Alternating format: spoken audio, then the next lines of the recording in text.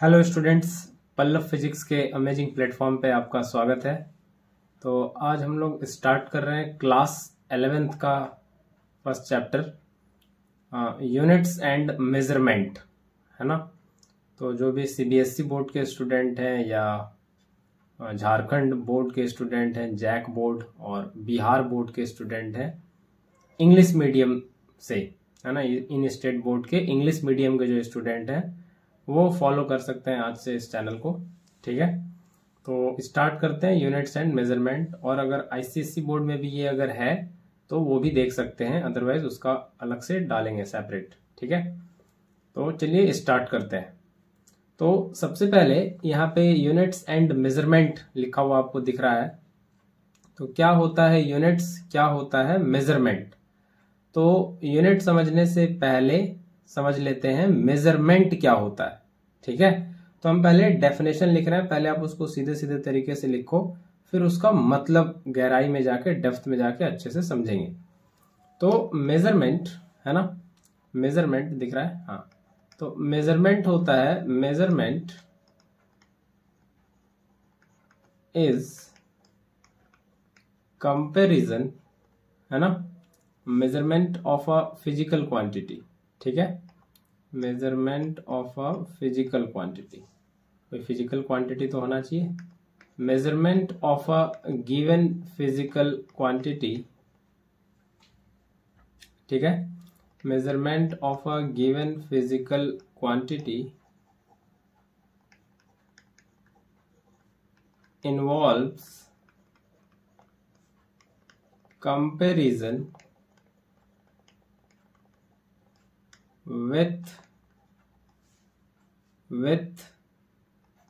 known standard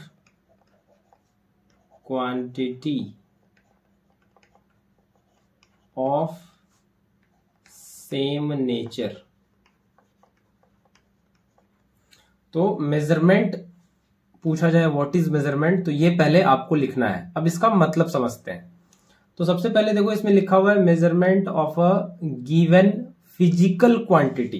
तो यहाँ पे एक वर्ड आ रहा है फिजिकल क्वांटिटी, तो इसको भी पहले समझना होगा थोड़ा कि ये फिजिकल क्वांटिटी क्या होता है। फिजिकल क्वांटिटी,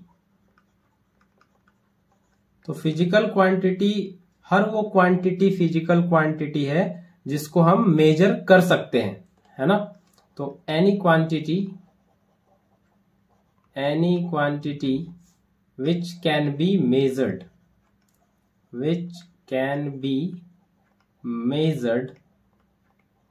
इसी को बोला जाता है फिजिकल क्वांटिटी। जैसे एग्जांपल के लिए मास आप मेजर कर सकते हो केजी में, ग्राम में, है ना। लेंथ मेजर कर सकते हो आप मीटर में, किलोमीटर में, सेंटीमीटर में, है ना। टाइम आप मेजर करते हो सेकेंड में, आवर में, मिनट में, है ना। तो हर वो फिजिकल क्वांटिटी जिसको हम मेजर कर सकते हैं उसको कहा जाता है फिजिकल क्वांटिटी। ये पहले क्लियर है इतनी बात। तो वही मेजरमेंट का डेफिनेशन लिखा हुआ है, measurement of a given physical quantity involves the comparison with the known standard quantity of the same nature. क्या मतलब है इसका मतलब समझते हैं। मान लो, उदाहरण से समझेंगे तो आपको बेहतर समझ में आएगा। मान लो आपको मम्मी ने कहा कि जाओ चीनी लेते आओ, है ना। जो भी क्वांटिटी आपकी मम्मी ने कहा, 1 किलो 2 किलो जो भी कहा, ठीक है, आपको बोला गया चीनी लेते आओ, है ना। क्या लेते आओ? शुगर, है ना, चीनी लेते आओ। तो आप दुकान पहुंच गए, आपकी कॉलोनी में, आपके घर के पास जो भी दुकान है आप वहां पहुंच गए, ठीक है। और आप दुकानदार से बोले कि चीनी लेना है इतना। अगर वो बहुत पुराने जमाने का शॉपकीपर है, अगर वो बीम बैलेंस यूज करता है, वो तराजू वाला, है ना, जो वेट्स होता है 1 किलो का 2 किलो का, एक तरफ रखता है, एक तरफ आप जितना बोल रहे हो उतना चढ़ाता है, वो वाला। या अभी प्रेजेंट वाला इलेक्ट्रिक वाला अगर उसके पास है तो डिजिटल वाला, तो वो वाला भी, है ना। दोनों में से कुछ भी चलेगा। तो थोड़ा अभी समझने के लिए हम लोग थोड़ा पुराने जमाने में चले जाते हैं तो थोड़ा बेहतर फील आएगा, है ना। तो हम चले जाते हैं बीम बैलेंस के जमाने में। ठीक है, वो तराजू के ज़माने में। अभी भी चलता है बहुत जगह, अगर आपको दिखे तो। ऐसे शायद वाइप आउट हो गया, हार्डली कहीं दिखे, लेकिन फिर भी दिख जाता है तो आप समझ लो, आप पहले भी देखे होंगे जरूर। बीम बैलेंस है ना, बीम बैलेंस ऐसे करके होता है, ये ऐसे करके, और यहाँ से ये स्टैंड, और यहाँ पे इधर एक होता है और इधर एक होता है, यहाँ पे होता है और यहाँ पे होता है, ऐसे नहीं। तो बीम बैलेंस की बात कर रहे हैं। तो क्या करता है वो कि आप मान लो उसको बोले 2 किलो चीनी लेना है, तो क्या करता है, एक रैपर ऐसे रखता है और उसमें 2 किलो वो चीनी कुछ डालता है ना। 200 थोड़ी पता है कितना चीनी 2 किलो होने वाला है, वो चीनी इसमें डालता है ना, चीनी इसमें डालते जाता है। ये क्या हो गया, शुगर, चीनी इसमें डालते जाता है। और इधर वाले एक एंड पे, मतलब एक वाले बीम बैलेंस पे, एक वाले तराजू में होता है ना, 2 रहता है रखने का, एक तरफ आपका सामान रखा जाता है और एक तरफ वो स्टैंडर्ड क्वांटिटी रखा जाता है, जिससे आपको जो लेना है उसका कंपैरिजन किया जाता है। जैसे आप शुगर ले रहे हो तो शुगर का क्या लोगे, मास, है ना, 1 किलो 2 किलो ये क्या लोगे, मास। तो फिजिकल क्वांटिटी क्या हो गया, मास। तो आप इतना शुगर लेने गए तो आपका गिवन फिजिकल क्वांटिटी मास हो गया। उसको आप 2 किलो बोले हो तो एक फिक्स्ड स्टैंडर्ड क्वांटिटी है ना, एक वेट इस वाले पे रख देगा, इस वाले पे ना ऐसे करके एक वेट रख देगा, उसमें लिखा होगा ऐसे 2 किलो, है ना। तो ये हो गया वो स्टैंडर्ड क्वांटिटी, और इसी से उस पैकेट में शुगर डालता जाएगा और इसी से कंपेयर करेगा। जब 2 किलो के बराबर हो जाएगा तो आपको दे देगा, है ना। तो क्या किया, यही तो मेजरमेंट किया। मेजरमेंट यही है, कंपैरिजन है, तुलना है ना, कंपैरिजन है। क्या चीज का, किसी भी फिजिकल क्वांटिटी का। तो यहाँ पे आपका वो फिजिकल क्वांटिटी क्या है, यहाँ पे वो फिजिकल क्वांटिटी क्या है, यहाँ पे फिजिकल क्वांटिटी है मास, है ना, फिजिकल क्वांटिटी मास है। तो आप जितना मास बोले वो आपको कैसे देगा उतना मास, तो उसको कंपेयर करता है एक स्टैंडर्ड क्वांटिटी से। आप 1 किलो बोलोगे तो 1 किलो का ये रख देगा वो वेट, है ना। 5 किलो बोलोगे तो 5 किलो का रख देगा, होता है ना, बट्स होता है, वेट्स जो भी कहते हैं उसको आप, तो उसको रख देता है और उससे फिर कंपेयर करके दे देता है आपको जितना मास आपको चाहिए। तो यही है मेजरमेंट, है ना। कंपैरिजन है फिजिकल क्वांटिटी का विथ नोन स्टैंडर्ड क्वांटिटी, जो नोन है, जो पता है कि ये वाला वेट 2 किलो का है, ये वाला 5 किलो का है, ये वाला 10 किलो का है ना। वो वेट्स रखता है ना, लोहे का, वो आयरन का, वो रखता है वेट्स एक तरफ और एक तरफ आपका सामान रखता है। यही है मेजरमेंट। कंपैरिजन है known quantity, known standard quantity के साथ आपके सामान का जो भी है, फिजिकल क्वांटिटी, मास है, लेंथ है, जो भी है, उसका कंपैरिजन है नॉन स्टैंडर्ड क्वांटिटी के साथ। उसी तरह से और दूसरा उदाहरण लेके समझ सकते हो। जैसे आप दुकान गए और कपड़े की दुकान पे, है ना, वहां पे बोले 2 मीटर कपड़ा देने, है ना, या 2.5, है ना, ऐसे 2.5 मीटर कपड़ा देने, है ना। तो कैसे देता है वो 2.5 मीटर कपड़ा, कैसे देता है, थोड़ी ना पता वो कपड़े में कितना 2.5 मीटर आएगा। तो वो एक फटाक से वो एक स्केल निकालता है ना, वो लकड़ी का एक स्केल रहता है वो लोग के पास, है ना, 1 मीटर का, है ना, 1 मीटर का वो एक स्केल निकालता है फटाफट से, है ना। 1 मीटर का स्केल निकालेगा और 2 बार ऐसे 1 मीटर का रखेगा, फिर 1 मीटर का रखेगा और फिर आधे मीटर का रख के आपको मेजर करके दे देगा। तो उसके पास एक नॉन स्टैंडर्ड क्वांटिटी है, 1 मीटर का वो टेप है, वो लेंथ है, वो वुड का स्केल है, उसके रिस्पेक्ट में उसको रख के आपको 2.5 मीटर का कपड़ा काट के दे देगा। तो हमेशा एक स्टैंडर्ड क्वांटिटी रहेगा, उसी से कंपेयर करके आपके फिजिकल क्वांटिटी को डील किया जाएगा, वो फिजिकल क्वांटिटी मास हो या लेंथ हो, है ना। तो दिस इज मेजरमेंट, यही यहां पे लिखा हुआ है। Measurement of a given physical quantity involves comparison with the known standard quantity of same nature, mass का मास के साथ, लेंथ का लेंथ के साथ, टाइम का टाइम के साथ, है ना। तो ये तो फिजिकल क्वांटिटी भी समझ में आया और मेजरमेंट भी समझ में आया। एक एग्जाम्पल एच.सी. वर्मा सर अपनी किताब में एक डाले हुए हैं, वो इस बात को समझाने के लिए, इसी बात को जो बात अभी आपको समझा दिए कि एक हाथी है ना, एलिफेंट, और एक बकरी है। एलिफेंट डेफिनेटली इस बकरी से क्या है, हैवियर, भारी है ना, हाथी बकरी से भारी होगा ही। लेकिन अब पूछा जाए कितना भारी है, हाउ मच हैवियर, कितना भारी है, ये आपको नहीं पता।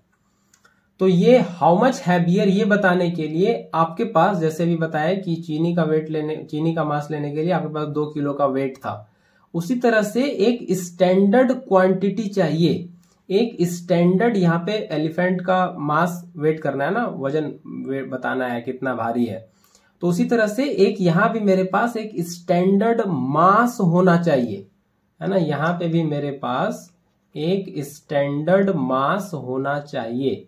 और वो चलिए हम यहाँ पे क्या दे रहे हैं कि वो मेरे पास यहाँ कुछ यूनिट मास है ना, हम एक स्टैंडर्ड मास ले लिए, यूनिट मास। और ये कह रहे हैं कि वो जो एलिफेंट का वेट है, एलिफेंट का जो मास है ना, वो जो एलिफेंट का मास है, एलिफेंट का वेट है, एलिफेंट मास, वो कितना है। ये जो स्टैंडर्ड मास लिए हैं, यूनिट मास, यूनिट मतलब 1, ऐसे समझ लो आप, ये बस समझाने के लिए उदाहरण है, एक यूनिट मास लिए हैं, एलिफेंट का मास इस यूनिट मास का 200 गुना है, 200 टाइम्स यूनिट मास।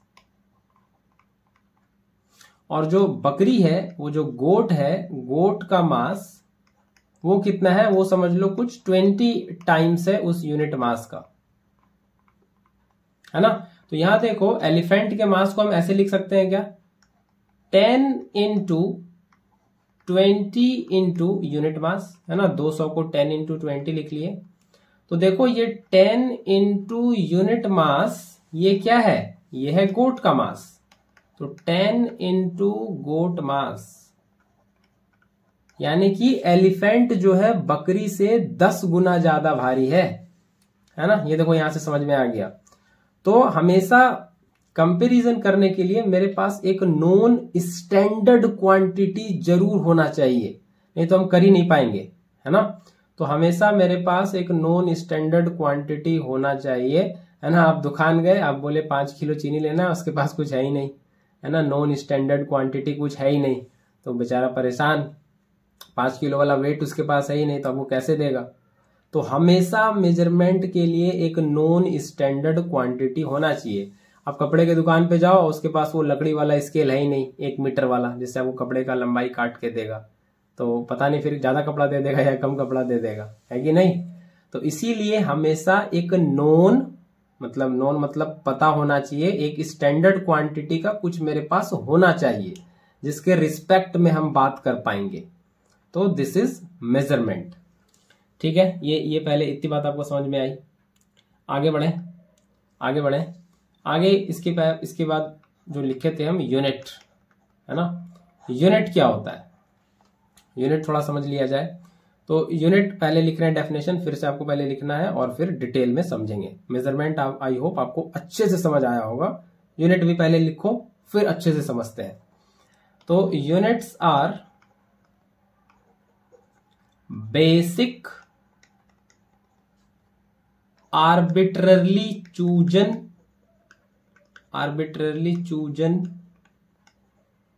है ना, इंटरनेशनली एक्सेप्टेड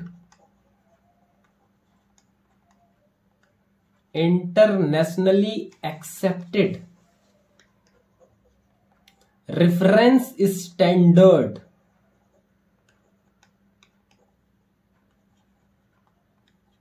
है ना। ये आपको डेफिनेशन लिखना है यूनिट्स में। यूनिट क्या होता है, तो यूनिट एक स्टैंडर्ड है ना, जो पूरी दुनिया में एक्सेप्टेड है ना। यूनिट बेसिक आर्बिट्ररली चूजन, मतलब एक बॉडी है, एक सिस्टम है ना, जो यूनिट बनाया है सभी क्वांटिटी का, और वो पूरी दुनिया में एक्सेप्टेड है और वही स्टैंडर्ड है ना। जैसे लेंथ है ना, जैसे टाइम आ गया तो आप भी सेकेंड बोलोगे उसका यूनिट, है ना। अमेरिका में भी सेकेंड बोला जाएगा, कहीं पे भी सेकेंड बोला जाएगा, है ना, कहीं पे वो बदल नहीं जाएगा, है कि नहीं। मास का यूनिट किलोग्राम बोला जाएगा, जो पूरी दुनिया में है। कुछ समय पहले कुछ अलग अलग देश में अलग अलग तरीका था, लेंथ, मीटर, मास, मतलब लेंथ, टाइम और मास को मेजर करने के लिए अलग अलग देश में अलग अलग साइंटिस्ट कुछ अलग अलग सिस्टम बनाए हुए थे। लेकिन बाद में जब SI सिस्टम आया, अभी आगे देखने वाले हैं, तो पूरी दुनिया में एक फिजिकल क्वांटिटी को मेजर करने के लिए एक ही यूनिट बनाया गया और सब जगह वही वैलिड है ना। तो यूनिट्स के बारे में इसीलिए कहा जाता है units are internationally accepted reference standard, है ना। तो यहां भी टाइम का सेकेंड, ब्राजील में भी टाइम का सेकेंड, सब जगह टाइम का यूनिट सेकेंड ही है ना। मास का किलोग्राम ही है, लेंथ का मीटर ही है ना। तो यही है यूनिट्स, ठीक है, यही है यूनिट्स। तो यूनिट आपको समझ में आया होगा, है ना। जैसे मास लेते हो तो 2 किलोग्राम, तो किलोग्राम क्या है, यूनिट है ना। तो कुछ भी सामान लेते हो, जैसे कपड़ा लेते हो तो क्या बोलते हो, 2 मीटर कपड़ा देने, तो मीटर क्या है, यूनिट है कि नहीं। जैसे मास कुछ भी लेते हो, चीनी ले लिए, आलू ले लिए, तो क्या बोलते हैं, जैसे मान लो 1 किलो, तो ये किलोग्राम क्या है, यही तो है यूनिट, है ना। जैसे कुछ लेंथ कपड़ा ले रहे हो, मान लो 3 मीटर कपड़ा लिए, तो ये मीटर क्या है, यही तो है यूनिट, है कि नहीं, यही तो है यूनिट, और क्या है यूनिट, ठीक है। तो ये इंटरनेशनली एक्सेप्टेड है, तो कोई भी यूनिट इंटरनेशनल एक्सेप्टेंस होना चाहिए उसका, और वो फिर यूनिट बन जाता है, ठीक है, किसी फिजिकल क्वांटिटी का। मास है फिजिकल क्वांटिटी, लेंथ है फिजिकल क्वांटिटी, तो इसका यूनिट है वो, ठीक है। तो ये units are basic arbitrarily chosen internationally accepted reference standard, ये आपको यूनिट के डेफिनेशन में लिखना है, ठीक है। ये पहले इतनी बात समझ में आई। तो जब भी हम किसी चीज का मेजरमेंट करते हैं, है ना, तो अब फाइनल बात लिख लें। अब जब भी हम किसी चीज का मेजरमेंट करते हैं तो मेरे पास 2 चीज आता है ना। तो measurement basically consist of 2 parts, है ना। Measurement of a physical quantity involves 2 parts, क्या क्या, तो पहला न्यूमेरिकल पार्ट, है ना, या नंबर वाला पार्ट, और दूसरा यूनिट, है ना, नेम ऑफ द यूनिट, है ना, नंबर कह लो और यूनिट कह लो, है ना। नंबर को न्यूमेरिकल वैल्यू भी कह सकते हो, एक ही बात है, न्यूमेरिकल वैल्यू और यूनिट, मतलब वो यूनिट का नाम, बेसिकली यूनिट मतलब क्या, नेम ऑफ यूनिट, है ना। तो मेजरमेंट जब भी किसी फिजिकल क्वांटिटी का करोगे तो 2 चीज उसमें आपको मिलेगा, एक तो न्यूमेरिकल पार्ट मिलेगा, एक यूनिट का नाम मिलेगा, है ना। न्यूमेरिकल पार्ट मतलब वही कि वो यूनिट का कितना टाइम्स है, how many times of the unit, है ना। जैसे उदाहरण के लिए मास ऑफ कुछ भी, मान लो आलू लेके आगे कुछ आप, है ना, या चलो कुछ और अच्छी बात कर लेते हैं, मास ऑफ अर्थ जैसे बोला जाता है, 6 × 10⁻24 kg। तो देखो मास में क्या दिख रहा है आपको, 2 चीज दिख रहा है, एक ये नंबर वाला पार्ट दिख रहा है और एक यूनिट दिख रहा है। किलोग्राम क्या है, यूनिट हो गया मास का, और ये क्या है, ये है नंबर वाला पार्ट, है कि नहीं। इसी तरह से, है ना, लेंथ ऑफ अ क्लोथ, मान लो कोई कपड़ा है, उसका लेंथ है कुछ 10 मीटर, तो यहां भी देखो 2 पार्ट आया, एक ये नंबर वाला पार्ट 10 और ये यूनिट मीटर, है ना। अब कोई स्टूडेंट है, जैसे आप ही लोग हो, तो आप लोग मान लो 5 घंटे पढ़ रहे हो, तो 5 क्या है, 5 है वही नंबर, और ये आवर क्या है, यूनिट। तो किसी भी फिजिकल क्वांटिटी का मेजरमेंट बेसिकली 2 पार्ट कंटेन करता है, एक पहला नंबर वाला पार्ट, दूसरा यूनिट, उस क्वांटिटी का यूनिट, नंबर वाला पार्ट उस यूनिट का कितना टाइम्स है, ये 2 चीज रहता है हमेशा। तो इसको ऐसे भी लिखते हैं, ये इंपॉर्टेंट है, physical quantity is equal to n into u, n हो गया नंबर या न्यूमेरिकल वैल्यू, और u हो गया यूनिट। फिजिकल क्वांटिटी किस यूनिट में एक्सप्रेस किया जाए, ये यूनिट हो गया, और n हो गया न्यूमेरिकल वैल्यू। तो कभी भी किसी फिजिकल क्वांटिटी का मेजरमेंट होगा तो ये 2 चीज जरूर रहेगा, नंबर रहेगा और दूसरा यूनिट रहेगा, ठीक है। तो आई होप ये पूरा बेसिक आपको समझ में आया है। अब हम लोग आगे बात कर लेते हैं फिजिकल क्वांटिटी के टाइप्स की, है ना, फिजिकल क्वांटिटी के टाइप्स की। तो अभी समझ लिए हैं कि फिजिकल क्वांटिटी क्या होता है। हर वो क्वांटिटी फिजिकल है जिसको हम मेजर कर सकते हैं, है ना। Any quantity that can be measured are physical quantity. तो फिजिकल क्वांटिटी दो तरह का होता है, एक फंडामेंटल, है ना, फंडामेंटल फिजिकल क्वांटिटी, और दूसरा डिराइव्ड फिजिकल क्वांटिटी, है ना। फंडामेंटल और डिराइव्ड, नाम से क्लियर है। फंडामेंटल फिजिकल क्वांटिटी क्या होगा, वैसा फिजिकल क्वांटिटी जो किसी पे डिपेंड ना करे, इंडिपेंडेंट, फंडामेंटल है, वो किसी पे डिपेंड नहीं करता, है ना, वो है फंडामेंटल। तो फंडामेंटल क्या है, वैसा physical quantity that do not depend on other quantity. इसको बेस क्वांटिटी भी कह सकते हो आप, फंडामेंटल को बेस क्वांटिटी भी कह सकते हो, जो किसी दूसरे क्वांटिटी पे डिपेंड नहीं करता। जैसे टाइम का यूनिट हो गया सेकेंड, है ना, टाइम किसी पे डिपेंड नहीं करता, टाइम है ना। लेंथ भी किसी पे डिपेंड नहीं करता, लेंथ अपना लेंथ है। मास भी किसी पे डिपेंड नहीं करता, मास जो बॉडी का है वो है ना। टेम्परेचर किसी पे डिपेंड नहीं करता, अभी लिखेंगे 7 फंडामेंटल फिजिकल क्वांटिटी, वो भी टेबुलेट कर देंगे अभी, है ना।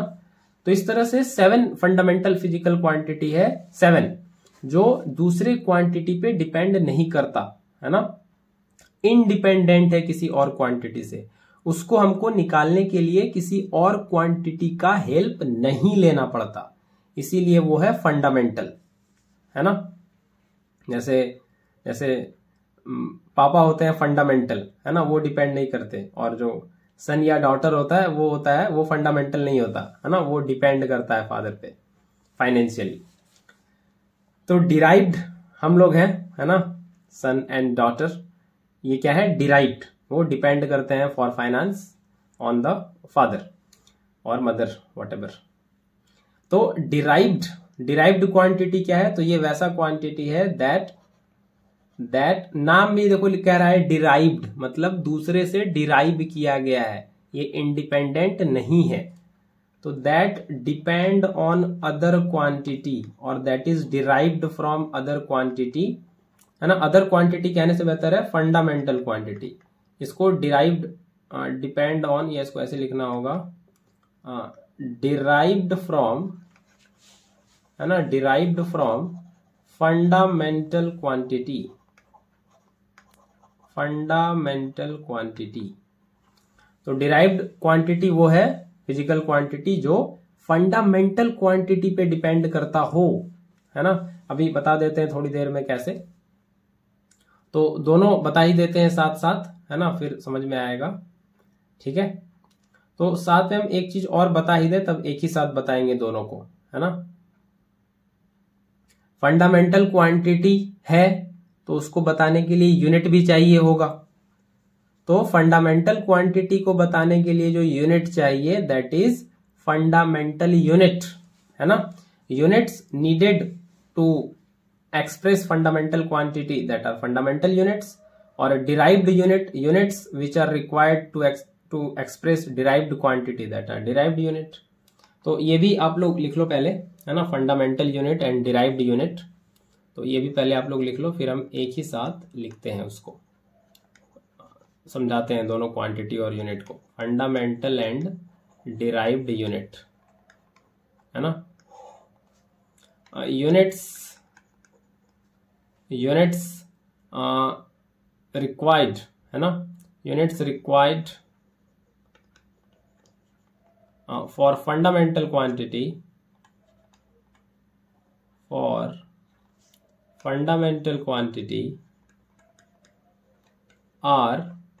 fundamental units, ठीक है। और units required for derived quantity नाम से ही क्लियर है, आर डिराइव्ड यूनिट्स, है ना, ये डिराइव्ड यूनिट्स। तो अभी समझाते हैं क्या डिराइव्ड है और क्या फंडामेंटल है। तो सबसे पहले फंडामेंटल की सुन लो, है ना, सबसे पहले फंडामेंटल की सुन लो।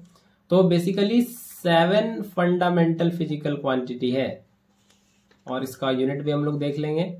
7 फंडामेंटल फिजिकल क्वांटिटी है, 7, ठीक है, 7, ये याद रखना है। क्या क्या, ये है लेंथ, है ना, ये लेंथ है और इसका यूनिट, है ना, इसका यूनिट भी साथ साथ लिख लो, ये यूनिट है इसका मीटर, ठीक है, लेंथ का। और ये कौन सा यूनिट है इसकी भी हम लोग बात करेंगे अभी थोड़ी देर में।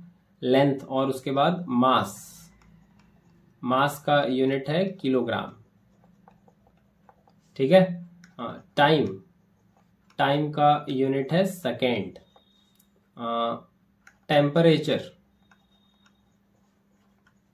टेम्परेचर का यूनिट है केल्विन। अमाउंट ऑफ सब्सटेंस ये है MOLE, मोल। ये सबका सिंबल भी है, सिंबल भी आप लिख सकते हो। ये मीटर, किलोग्राम, सेकेंड, केल्विन, मोल। और भी है 2, ये हो गया amount of substance. Luminous intensity, है ना, amount of substance, luminous intensity. एक इलेक्ट्रिक करंट भी पहले रह गया, इलेक्ट्रिक करंट, इसका यूनिट एम्पियर और सिंबल A, है ना। अगला है ल्यूमिनस इंटेंसिटी। ये कुछ 7 फंडामेंटल फिजिकल क्वांटिटी है, आपको ध्यान रखना है। Candela and this is CD, ये हो गया सिंबल। तो ये 7 फंडामेंटल फिजिकल क्वांटिटी है, length, mass, time, temperature, amount of substance, electric current and luminous intensity. 5 इधर हो गया, 2 उधर हो गया, 7, ठीक है। और इसका ये यूनिट है, ये मीटर, किलोग्राम, सेकेंड, केल्विन, मोल, है ना, और ये एम्पियर, कैंडेला, ये सब यूनिट है और वो सिंबल भी लिख दिए। तो ये 7 है फंडामेंटल फिजिकल क्वांटिटी। इसको एक्सप्रेस करने के लिए दूसरे क्वांटिटी का हेल्प नहीं लेना पड़ता है, ठीक है, ये क्लियर है। अब बात कर लेते हैं डिराइव्ड की, है ना, कुछ डिराइव्ड की बात करते हैं, है ना, कुछ बात कर लेते हैं डिराइव्ड क्वांटिटी की और उसके यूनिट की भी, ठीक है। तो देखो, डिराइव्ड क्वांटिटी वो है जिसको फंडामेंटल क्वांटिटी से डिराइव किया जाता है। जैसे उदाहरण के लिए एरिया क्या होता है, लेंथ इनटू ब्रेथ, है ना। एरिया क्या होता है, लेंथ इनटू ब्रेथ, ये तो होता है। और ब्रेथ भी क्या है, ब्रेथ एक प्रकार का लेंथ ही तो है ना, ब्रेथ एक प्रकार का लेंथ ही तो है। तो लेंथ इनटू लेंथ, ये क्या हो गया, लेंथ का स्क्वायर, है ना, लेंथ का स्क्वायर। और लेंथ का यूनिट होता है मीटर, यानी कि मीटर का स्क्वायर। तो देखो, एरिया का हम यूनिट बताए मीटर स्क्वायर, है ना, एरिया का यूनिट। तो ये कहां से आया, एरिया क्या हुआ, लेंथ इनटू ब्रेथ, है ना, और या लेंथ इनटू लेंथ। ब्रेथ एक प्रकार का लेंथ ही तो है, breadth is a type of length, है ना। ब्रेथ भी मेजर करते हो तो क्या है, वो लेंथ ही तो बताते हो कि इतना है ब्रेथ, इतने सेंटीमीटर का, वो लेंथ ही तो बताते हो टेप से या स्केल से। तो देखो, ये लेंथ और लेंथ, इसकी मदद से हम एरिया के बारे में बात कर रहे हैं, एरिया के यूनिट के बारे में बात कर रहे हैं। इसलिए एरिया डिराइव्ड फिजिकल क्वांटिटी है और इसका यूनिट भी डिराइव्ड है कि नहीं। इस तरह का और भी बहुत है। स्पीड क्या होता है, डिस्टेंस बाय टाइम, है ना। डिस्टेंस मतलब क्या, डिस्टेंस क्या मेजर करते हो, लेंथ ही तो मेजर करते हो डिस्टेंस में, और क्या मेजर करते हो। तो ये है लेंथ, और टाइम का यूनिट है सेकेंड। तो ये क्या हो गया, लेंथ का यूनिट मीटर, टाइम का सेकेंड, तो ये हो गया मीटर पर सेकेंड। ये कहते हो आप स्पीड का यूनिट, मीटर पर सेकेंड। तो ये सब क्या है, ये है derived unit, derived physical quantity. ऐसे और भी बहुत सारा मिलेगा आपको, है ना, दो कर दिया आपको समझ में आ जाए, है ना। और भी है डेंसिटी, चलो एक और ले लेते हैं डेंसिटी। ये क्या होता है, मास पर यूनिट वॉल्यूम, है ना। डेंसिटी का तो यही फॉर्मूला होता है, मास पर यूनिट वॉल्यूम।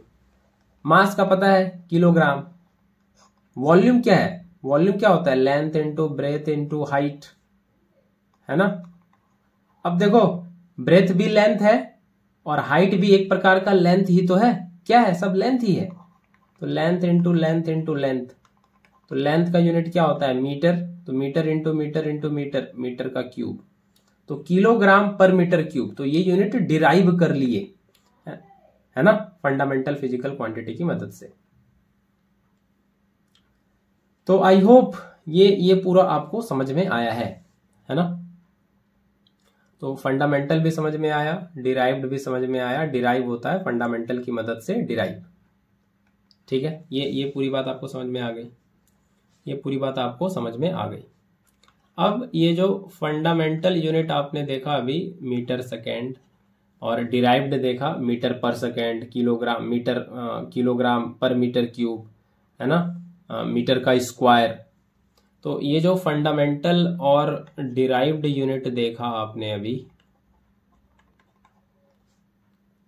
ये दोनों यूनिट मिलके, है ना, ये दोनों यूनिट मिलके complete set of both fundamental and derived, दोनों यूनिट्स का सेट, दोनों का फंडामेंटल और डिराइव्ड यूनिट, दोनों का सेट, दोनों का कंप्लीट सेट मिलके कहलाता है क्या, सिस्टम ऑफ यूनिट। मतलब दोनों मिलके एक यूनिट्स का सिस्टम बनाते हैं, है ना। Both fundamental and derived units completely are called system of units, है ना। सिस्टम ऑफ यूनिट्स इसको कहते हैं, और ये सिस्टम ऑफ यूनिट्स फॉर्म करता है, सिस्टम ऑफ यूनिट्स बनाता है, ठीक है। ठीक है, ये पहले इतनी बात समझ में आई। तो अगर हम सिस्टम ऑफ यूनिट्स की बात करें तो कुछ साल पहले, है ना, अलग अलग कंट्रीज में बहुत सारा यूनिट्स का सिस्टम बना हुआ था, है ना, अलग अलग कंट्रीज में। तो कुछ साल पहले कुछ सिस्टम की बात करें तो कुछ सिस्टम चलता था सीजीएस सिस्टम, है ना, एफपीएस सिस्टम, ये एमकेएस सिस्टम, ये सब कुछ सिस्टम ऑफ यूनिट्स है। सिस्टम ऑफ यूनिट्स का मतलब क्या है, फंडामेंटल और डिराइव्ड यूनिट्स का पूरा कंप्लीट कलेक्शन, है ना, that is system of units. तो सीजीएस, एफपीएस, एमकेएस, ये कुछ सिस्टम ऑफ यूनिट्स लिखे हैं जो कुछ साल पहले अलग अलग देश में अलग अलग साइंटिस्ट चलाते थे। तो सीजीएस क्या है, ये है सेंटीमीटर, ग्राम, सेकेंड। तो लेंथ का यूनिट सेंटीमीटर हुआ करता था, मास का ग्राम और टाइम का सेकेंड, है ना। ये पहले लिख रहे हैं लेंथ, है ना, फिर mass, time. FPS, foot, pound, second. ये देखो, ये फुट था लेंथ का, पाउंड था मास का, सेकेंड था टाइम का। ये अलग अलग देश में अलग अलग समय पे कुछ डिफरेंट सिस्टम ऑफ यूनिट रहा है जो आपको ध्यान रखना है। एम मीटर, के किलोग्राम और एस सेकेंड, ठीक है। तो ये कुछ सिस्टम ऑफ यूनिट्स बना हुआ था कुछ साल पहले, लेकिन ये सब वाइप आउट हो गया। अब एक ही सिस्टम चलता है पूरी दुनिया में, है ना, और उसको हम लोग कहते हैं, जो एट प्रेजेंट अभी चल रहा है, एट प्रेजेंट जो अभी चल रहा है वो है एसआई सिस्टम, है ना, एसआई सिस्टम। ये एसआई क्या है, इंटरनेशनल सिस्टम ऑफ यूनिट्स, है ना। जो सिस्टम अलग अलग फिजिकल क्वांटिटी का जो यूनिट है, जो पूरी दुनिया में वैलिड है और यही मान्य है अभी, वही है एसआई सिस्टम, है ना। इसको फ्रेंच में ऐसे पढ़ते हैं, सिस्टमे डी, है ना। सिस्टमे इंटरनेशनले, है ना, इंटरनेशनले डी यूनिट्स, ऐसे करके इसको पढ़ा जाता है फ्रेंच में। मतलब वही है एसआई सिस्टम, है ना। ये सिस्टम जो है ना, ये सिस्टम इंटरनेशनली एक्सेप्टेड है ना, है ना। ये इंटरनेशनली एक्सेप्टेड है, पुष्पा है ये, नेशनल खिलाड़ी नहीं, इंटरनेशनल है। तो ये एसआई सिस्टम जो है इंटरनेशनली एक्सेप्टेड है, इंटरनेशनली, ठीक है। तो ये एसआई सिस्टम, और यही प्रेजेंट में अभी चल रहा है पूरी दुनिया में, और यही हम थोड़ी देर पहले अभी लिख दिए हैं। हम जो लिखे हैं वो एसआई सिस्टम ही लिखे हैं। कहाँ गया ये, तो ये जो यूनिट लिखा गया है नीचे पूरा, ये एसआई सिस्टम वाला ही है ना। आप कहीं भी जाओगे तो लेंथ मीटर में ही बोला जाएगा, मास किलोग्राम में ही बोला जाएगा, टाइम सेकंड में ही बोला जाएगा। तो पूरी दुनिया में यही सिस्टम बना हुआ है, यही है SI system, international system of units, है ना। और फ्रेंच में कहो तो सिस्टमे इंटरनेशनले डी यूनिट्स, ठीक है, ऐसे कहते हैं। तो आई होप इतना आपको समझ में आया है। तो ये जो सारा 7 फंडामेंटल फिजिकल क्वांटिटी आपने अभी देखा, इसके अलावा 2 और भी जो देखा आपने, ये 7 फिजिकल क्वांटिटी, इसके अलावा 2 और भी है ना। 2 और भी, उसके बारे में भी जानना इंपॉर्टेंट होता है। उसमें से एक तो बहुत हार्डली यूज होगा, लेकिन वो हायर स्टडीज में यूज होता है, लेकिन ठीक है, उसको जान लेंगे थोड़ा, है ना। तो पहला है, इसलिए इसको हम रेड से देखो लिख रहे हैं, प्लेन एंगल, और दूसरा है सॉलिड एंगल, है ना। प्लेन एंगल का यूनिट होता है रेडियन, ठीक है, प्लेन एंगल का यूनिट होता है रेडियन, इसको स्मॉल आर से लिखें, रेडियन। और इसका सिंबल जो होता है आर डी। सॉलिड एंगल जो होता है ये होता है स्टी रेडियन, और इसका सिंबल जो होता है वो होता है एस आर, ठीक है। Plane angle radian, solid angle steradian. तो प्लेन एंगल आप लोग यूज भी किए हो, सॉलिड एंगल से आप लोग डेफिनेटली फेमिलियर नहीं होगे, अभी बिल्कुल नया है आपके लिए। तो प्लेन एंगल से लेकिन 100% आप फेमिलियर हो, है ना। पूरा 9, 10, 8 क्लास सब में आप यू बनाए हो एंगल बार बार। तो जो एंगल आप बार बार लेते हो, प्रोट्रैक्टर से, कंपास से जो एंगल बनाते हो, दैट इज प्लेन एंगल, है ना। प्लेन पे जो एंगल बनाते हो, आपका पेपर क्या है, प्लेन है। प्लेन मतलब क्या, प्लेन मतलब 2D, है ना। आपका जो कॉपी का वो जो पेपर होता है वो क्या है, 2D है। इसमें एक डी ये है, एक डायमेंशन इधर है और एक डायमेंशन इधर है ना। एक इधर ये हो गया ब्रेथ, और ये लेंथ हो गया, है ना। तो जिसमें 2 डायमेंशन होता है उसको कहते हैं प्लेनर, है ना, 2D। तो प्लेन एंगल मतलब क्या, प्लेन एंगल मतलब 2D एंगल, है ना। जो एंगल हम प्लेन पे बनाते हैं वही है प्लेन एंगल। और क्या है प्लेन एंगल, कुछ भी नहीं है, प्लेन पे बनने वाला एंगल प्लेन एंगल है ना। तो ये तो हो गया, थोड़ा टेक्निकल बात कर लेते हैं, और ये तो सिंपल आपको समझाने के लिए पहले इतना था, ये आपको समझ में आया होगा। प्लेन एंगल मतलब 2D एंगल जो प्लेन में बने, है ना। इसका यूनिट लिख दिए हैं रेडियन, और सिंबल भी लिख दिए हैं RD। अब थोड़ा और टेक्निकल बात कर लें कि ये मान लो सर्कल है ना। सर्कल क्या है, प्लेन है, 2D फिगर है, इसको हम पेपर पे बना लेते हैं, है कि नहीं। और इसका ये सेंटर हो गया। आप लोग बहुत ये किए होगे टाइम 10 में, मैथ्स में बहुत बार इसको काम में लाए होगे, यूज किए होगे। ये सेंटर से ऐसे कुछ ऐसे डाले होगे, ऐसे आर्क बनाए होगे, नहीं, ये ऐसे आर्क बनाए होगे, ये सर्कल, ये हिस्सा। अगर हम इसको काट के बाहर निकालें, ये यहाँ पे इस तरह से, और ये रहा आर्क, इसको हम इस तरह से काट के बाहर निकालें, तो ये क्या है, ये है रेडियस, है ना, ये सर्कल का रेडियस, ये वाला रेडियस, और ये वाला आप कहते हो आर्क का लेंथ, ये DS, है ना। ये छोटा लेंथ हम लिए हैं इसलिए DS लिखे हैं। अभी आपको बेसिक मैथमेटिक्स जब पढ़ाएंगे तो वहां पे बताएंगे ये डिफरेंशिएशन वगैरह। तो ये बहुत स्मॉल आर्क का लेंथ है, इसलिए DS लिखे हैं। आप लोग S भी लिख लो, समझने के लिए चलेगा, कोई दिक्कत नहीं है ना। दिक्कत है तो S लिख लो, एस, ये ds क्या है, ये है आर्क लेंथ, है ना, लेंथ है आर्क का, वो लेंथ है, ये जो आर्क काटे यहां से इसका लेंथ है, ठीक है।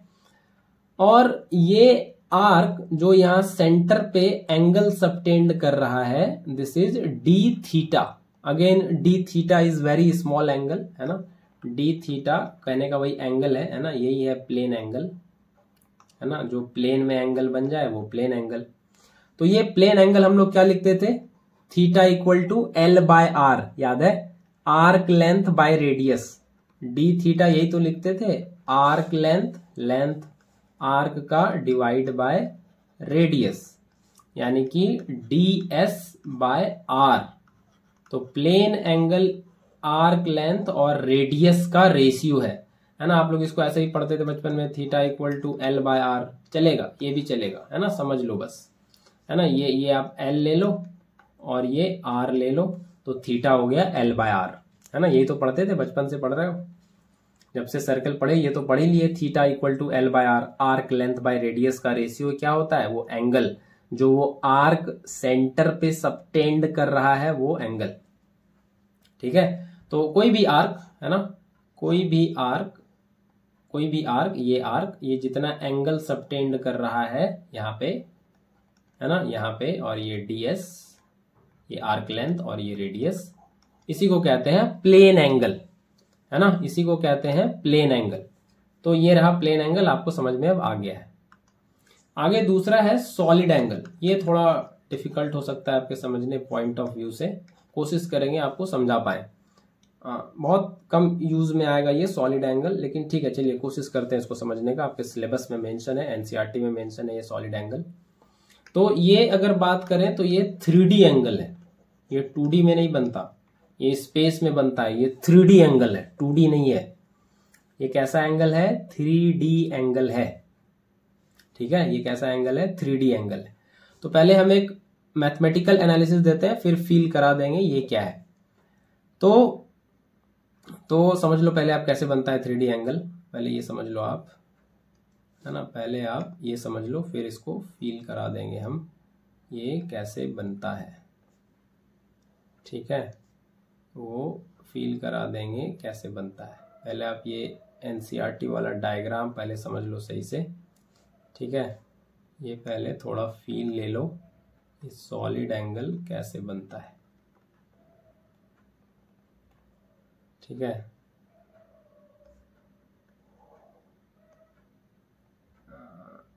हाँ ठीक है, ये तो यहाँ पे, है ना, यहाँ पे जो ये वाला एरिया है, ये पूरा जो एरिया बन रहा है, ये जो एरिया इंटरसेप्ट हो रहा है यहाँ पे, है ना, ये जो एरिया इंटरसेप्ट हो रहा है ये DA, है ना, ये DA एरिया जो इंटरसेप्ट हो रहा है, और यहाँ पे ये जो एंगल बन रहा है ना, बेसिकली इसको ऐसे दिखाया जाता है, इस एंगल को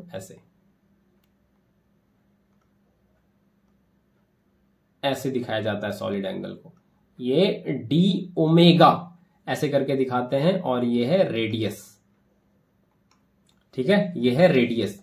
तो सॉलिड एंगल यही D ओमेगा है जो यहां बन रहा है, और ये रेशियो है, ये intercepted area of the sphere divide by radius of the sphere का स्क्वायर, है ना। ये DA क्या लिखे हैं, DA है ये intercepted area of the sphere, intercepted area of the sphere, है ना। ये O पॉइंट है, इसको कहते हैं एपेक्स, है ना, intercepted area of the sphere, और ये रेडियस है इसका स्क्वायर। तो ये D ओमेगा, ये D ओमेगा ही कहलाता है सॉलिड एंगल, है ना, D ओमेगा ही कहलाता है सॉलिड एंगल। तो देखो सर्कल और स्फेयर में थोड़ा डिफरेंस है, स्फेयर जो है वो 3D है, सर्कल 2D है, ये सब आपको क्लियर होना चाहिए पहले। स्फेयर ऐसे बनाने का तो यहाँ बना दे रहे हैं, ये सर्कल जैसा दिख रहा है, लेकिन ऐसा स्फेयर है नहीं, स्फेयर 3D है ना, 2D नहीं है, ठीक है।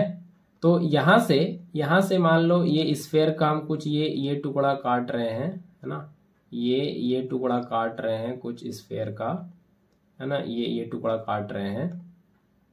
तो ये जो एरिया इंटरसेप्ट हो रहा है ना, स्फेयर का, ये जो टुकड़ा काट रहे हैं तो ये जो एरिया इंटरसेप्ट हो रहा है ये है ना, ये वाला, ये यही है DA। ये एरिया जितना एंगल सबटेंड कर रहा है यहाँ पे, ये d ओमेगा, और ये रहा रेडियस ऑफ द स्फीयर, यही है सॉलिड एंगल DA/r²। यही है सॉलिड एंगल। स्फीयर का कितना एरिया इंटरसेप्ट हो रहा है ना, और वो इंटरसेप्टेड एरिया जितना एंगल सबटेंड कर रहा है यहाँ पे, है ना, ये d ओमेगा, यही सॉलिड एंगल है ना। थोड़ा कम समझ में आएगा, थोड़ा और फील देने की कोशिश करते हैं। झालमुड़ी खाए हो कभी? हाँ, झालमुड़ी कभी खाए हो? बताओ, झालमुड़ी खाए हो कभी? हाँ, झालमुड़ी खाए हो कभी? बताओ जल्दी, है ना, झालमुड़ी खाए हो कभी? ध्यान से देखो, ये जो एंगल बन रहा है ना, ये जो एंगल बन रहा है अंदर, है ना, ये जो इसके अंदर एंगल बन रहा है, इसके अंदर यहाँ पे, ये कह सकते हो कुछ सॉलिड एंगल है ना, ये इसके अंदर, है ना। ये झालमुड़ी खाए हो कभी? ये जो एंगल बन रहा है यहाँ पे, ये एंगल, ये है सॉलिड एंगल, कुछ इन अ सेंस कह सकते हो, है ना। ये है सॉलिड एंगल। ये अंदर ये वाला जो स्फीयर, ये जो स्फीयर जैसा कुछ समझ लो थोड़ी देर के लिए, या ये स्फीयर जैसा थोड़ी देर के लिए समझ लो। ये जो एंगल सबटेंड कर रहा है यहाँ पे अंदर में, है ना, ये या नीचे अंदर में, है ना, अंदर में ये जो एंगल सबटेंड कर रहा है, कुछ सॉलिड एंगल ऐसा कुछ समझ सकते हो आप, है ना। थोड़ा फील लेने के लिए ऐसा कुछ समझ सकते हो कि ये जो एंगल सबटेंड हो रहा है यहाँ पे अंदर में, है ना, ये जो एंगल सबटेंड हो रहा है ये अंदर में, ये वाला, वही है सॉलिड एंगल, 3D एंगल, है ना। इसके अंदर, है ना, इसके अंदर एकदम अंदर जाके, है ना, जो एंगल सबटेंड हो रहा है, इसको आप कह सकते हो कि ये है सॉलिड एंगल, 3D एंगल है, 2D एंगल नहीं है, ठीक है। ये कैसा एंगल है? 3D एंगल, 3D, और इसका यूनिट होता है स्टीरेडियन और SR, ठीक है, ये SR है। और थोड़ा इसको समझ सकते हो कि किसी पॉइंट पे खड़े होके आप किसी ऑब्जेक्ट को देख रहे हो, है ना, तो आपका जो आंख है उसका फील्ड ऑफ व्यू है। फील्ड ऑफ व्यू समझ में आता है कि आपकी आंखें कितना दूर तक और कितना आसपास कितना देख पाती है ना। किसी ऑब्जेक्ट को आप देख रहे हो तो आपका फील्ड ऑफ व्यू कितना हो गया आसपास, है ना, उस ऑब्जेक्ट के आसपास आपका फील्ड ऑफ व्यू कितना हो गया। ये कॉन्वेक्स मिरर में ये वर्ड यूज होता है, फील्ड ऑफ व्यू, है ना, कि कितना मिरर से आप कितना पीछे वो देख पाते हो, है ना, फील्ड ऑफ व्यू। तो किसी पॉइंट पे खड़े होके किसी ऑब्जेक्ट को आप देख रहे हो, किसी पॉइंट पे खड़े होके किसी ऑब्जेक्ट को आप देख रहे हो, तो आपका जो फील्ड ऑफ व्यू है उसका कितना पोर्शन, उसका कितना सेगमेंट वो ऑब्जेक्ट कवर कर रहा है, वही है सॉलिड एंगल। वही से सॉलिड एंगल जितना सबटेंड हो रहा है, एंगल जितना बन रहा है, वही है सॉलिड एंगल। किसी पॉइंट पे आप खड़े हो और किसी ऑब्जेक्ट को आप देख रहे हो, आप ऑब्जेक्ट को देख रहे हो, ठीक है, लेकिन आपके आंख का फील्ड ऑफ व्यू है, मतलब आप कितना देख सकते हो, कितने रीजन तक।